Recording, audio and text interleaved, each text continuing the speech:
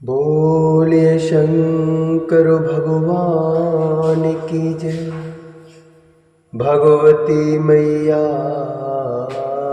की जय। गणेश भगवान की जय।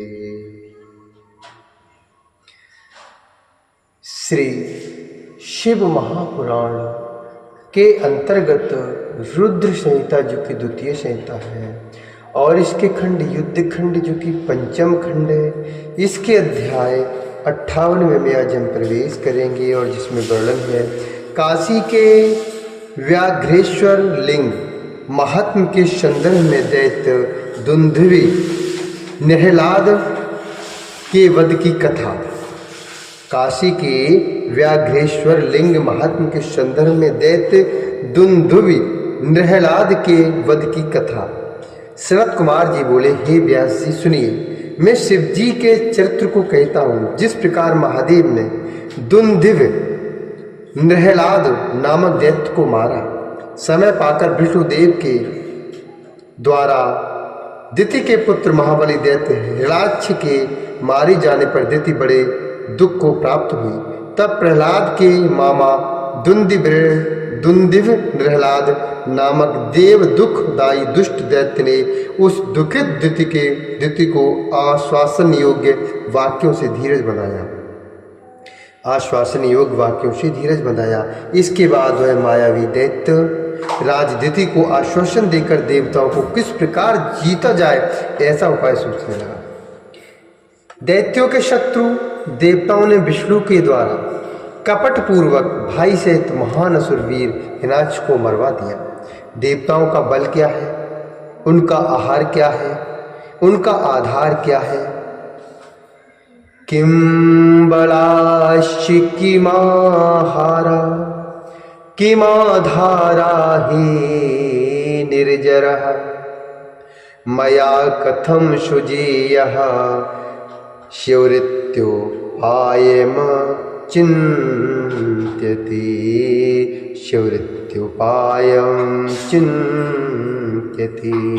विचारे बहुशो दैत्यस्तत्त्वं विज्ञायनीशतम्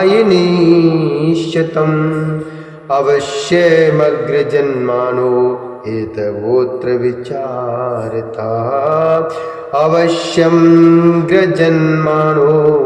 हेतवोऽत्र विचारितः। देवताओं का बल क्या है, उनका आहार क्या है, उनका आधार क्या है और वे मेरे द्वारा किस प्रकार जीते जा सकते हैं, ऐसा वह उपाय सोचने लगा। इस प्रकार अनेक बार विचार कर निश्चित तत्व को जानकर उस दैत्य ने निष्कर्ष निकाला कि इस विषय में मेरे विचार से ब्राह्मण ही कारण है। इस विषय में मेरे विचार से तो ब्राह्मण ही कारण है। तब देवताओं का शत्रु महादुष्ट दैत्य दुंदुभि निहलाद बारंबार ब्राह्मणों को मारने के लिए दौड़ा। तो उसने ऐसी योजना बनाई। देवता यज्ञ के भोगी हैं, यज्ञ वेदों से उत्पन्न है और वे वेद ब्राह्मणों के आधार पर है, अतः ब्राह्मण ही देवताओं के बल है। संपूर्ण वेद तथा इंद्रादि देवता ब्राह्मणों पर आधारित और ब्राह्मणों के बल वाले हैं। सभी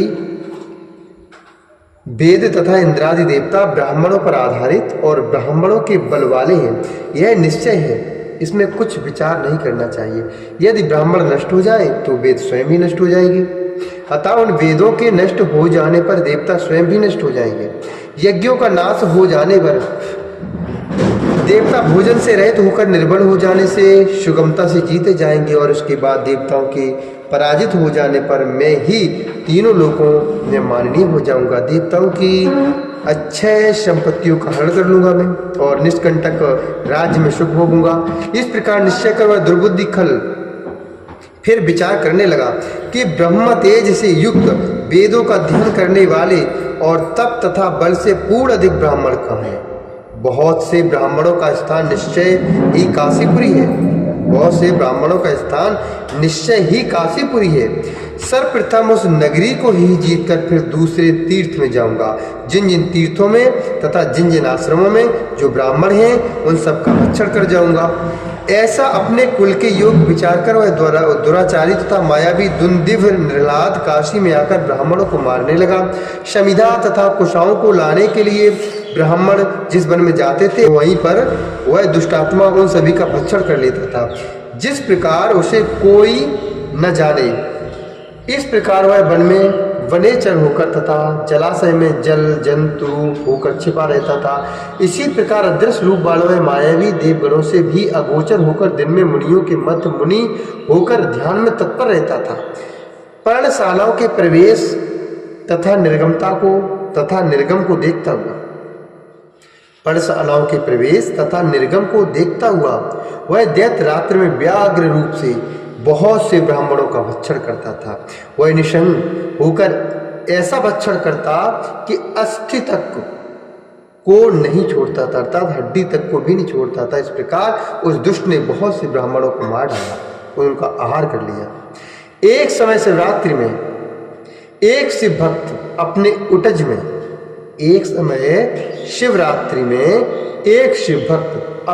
उटज में देवों के देव शिव जी की पूजा करके ध्यान में लीन हुआ। तब उस दैत्येंद्र दुंदिभ निर्हलाद ने बल से दर्पित होकर व्याघ्र का रूप धारण कर उसे भक्षण करने की इच्छा की। तब ध्यान करते हुए शिव जी के अवलोकन में दृढ़ चित्त होकर अस्त्र मंत्रों का विन्यास करने वाले उस भक्त को भक्षण करने में वह समर्थ न।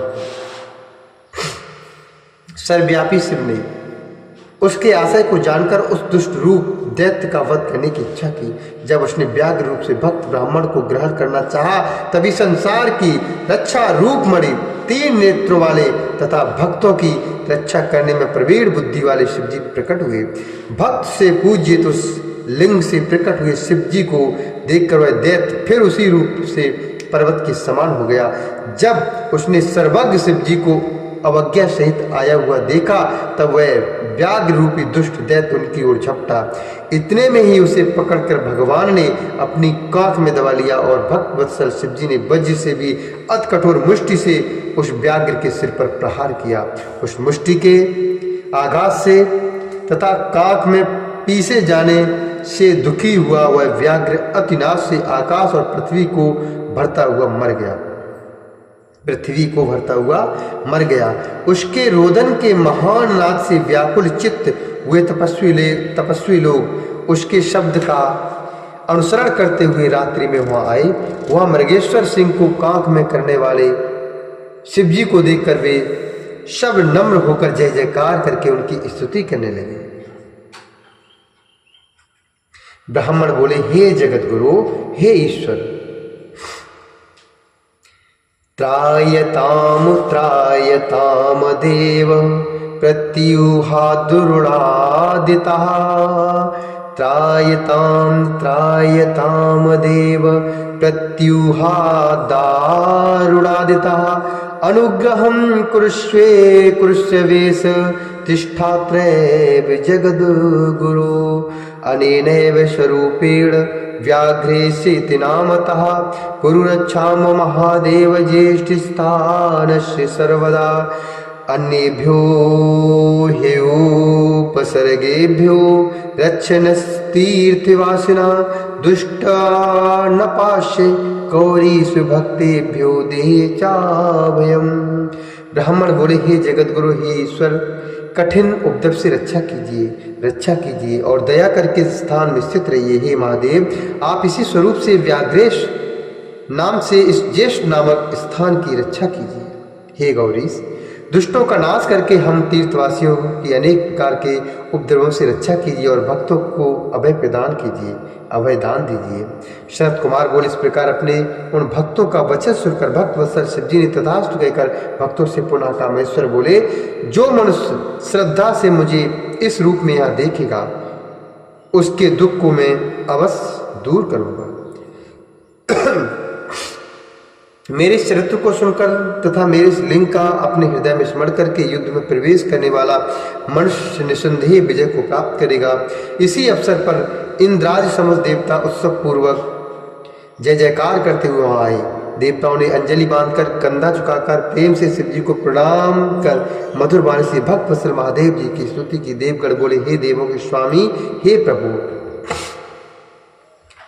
जय शंकर देवेशु,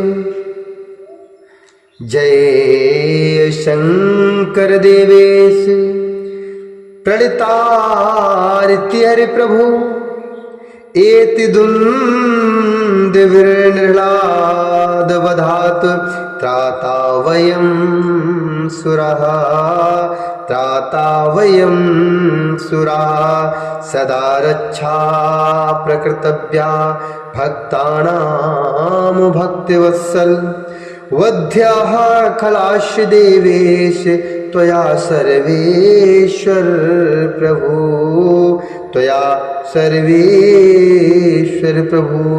देवगण बोले, हे देवों के स्वामी, हे प्रभु, हे प्रणतों का दुख हरने वाले, आपने इस धुंधे प्रहलाद के वध से हम सब देवगणों की रक्षा की। हे भक्तवत्सल, हे देवेश, हे सर्वेश्वर, हे प्रभु, आपको सदा भक्तों की रक्षा करनी चाहिए तथा दुष्टों का वध करना चाहिए। उन देवताओं का यह वचन सुनकर परमेश्वर ने ऐसा ही होगा यह कहकर प्रसन्न होकर उस लिंग में प्रवेश किया। तब विस्मित हुए देवता अपने धाम को चले गए तथा ब्राह्मण भी बड़े हर्ष के साथ यथेष्ट स्थान को चले गए। जो मनुष्य व्याघ्रेश्वर संबंधी इस चरित्र को सुनता है अथवा सुनाता है, पढ़ता है अथवा पढ़ाता है, संपूर्ण मनोवांछित कामनाओं को प्राप्त कर लेता है तथा सभी दुख से रहित होता हुआ मोक्ष को प्राप्त करता है। अनुपम शिवलीला के अमृत अक्षर वाला इतिहास, स्वर्गदायक कीर्ति को बढ़ाने वाला, पुत्र पौत्र को बढ़ाने वाला, अक्षय भक्ति को देने वाला, धन्य शिव जी की प्रीत को देने वाला, कल्याणकारी, मनोहर, परम ज्ञान को देने वाला और अनेक प्रकार के विकारों को दूर करने वाला है।